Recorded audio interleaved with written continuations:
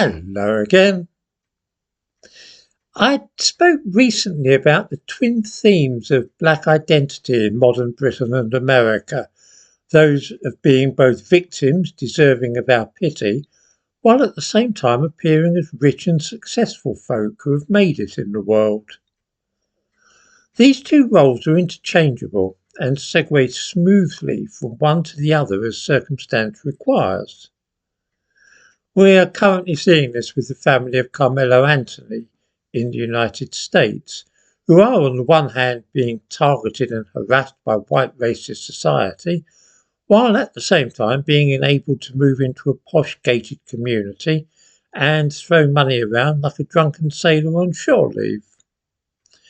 In Britain, we have, of course, Stephen Lawrence and his mother.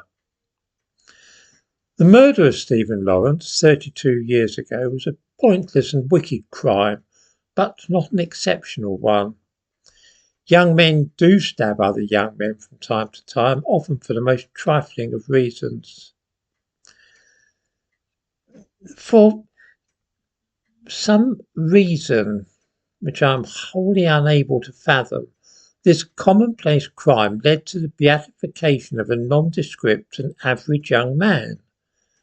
It also triggered a terrible overreaction and prolonged hand-wringing by many white people and led to the expression institutional racism entering the mainstream. Previously, this phrase, coined by Black Power activist Stokely Carmichael, had only been known to left-wing academics and black militants. This, then, is the black person as victim, one aspect of how we are invited to view black people today. An inoffensive youth who was picked on and murdered solely because of the colour of his skin. Stephen Lawrence had done nothing remarkable in his young life. He was, after all, only 18, and beyond the claim that his ambition had been to be an architect, we know little about him. Looking at the posts on X today, that used to be Twitter, I cannot help but notice how many of them refer to Stephen Lawrence's legacy. This is a little strange.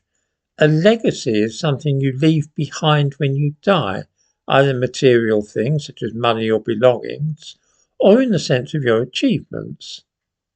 So we may talk quite correctly of the legacy of Pope Francis, which consists of his words and actions while he was pontiff.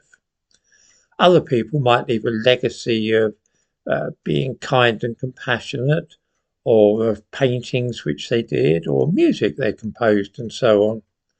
Stephen Lawrence was too young to have done anything, so he really did not leave a legacy to celebrate. The idea is absurd. So much for the victim. This has led in a strange and circuitous fashion to black privilege, in which the mother of Stephen Lawrence has been elevated to the peerage and now sits in the House of Lords. From being a mediocre and average mother, Doreen Lawrence has been transformed into a famous person whose views and opinions are eagerly solicited. Just as Stephen Lawrence did nothing really other than being killed by a gang of yobbos, thus becoming the very archetype of the black victim, so too has Doreen Lawrence been turned into the privileged black person who consorts with lords and ladies for no other reason than that her son is dead. This is a strange state of affairs, and it sheds light on the status of black people in the West. We are all of us expected to engage in the act of doublethink when it comes to black people. On the one hand, we must always acknowledge their victimhood as a result of white crimes, such as slavery, colonialism, institutional racism, and so on. But while adhering to this mythic archetype, we are simultaneously required to see black people in films, television dramas, and advertisements where they are portrayed as happy, well-to-do, and superior. The black person as somebody special and privileged.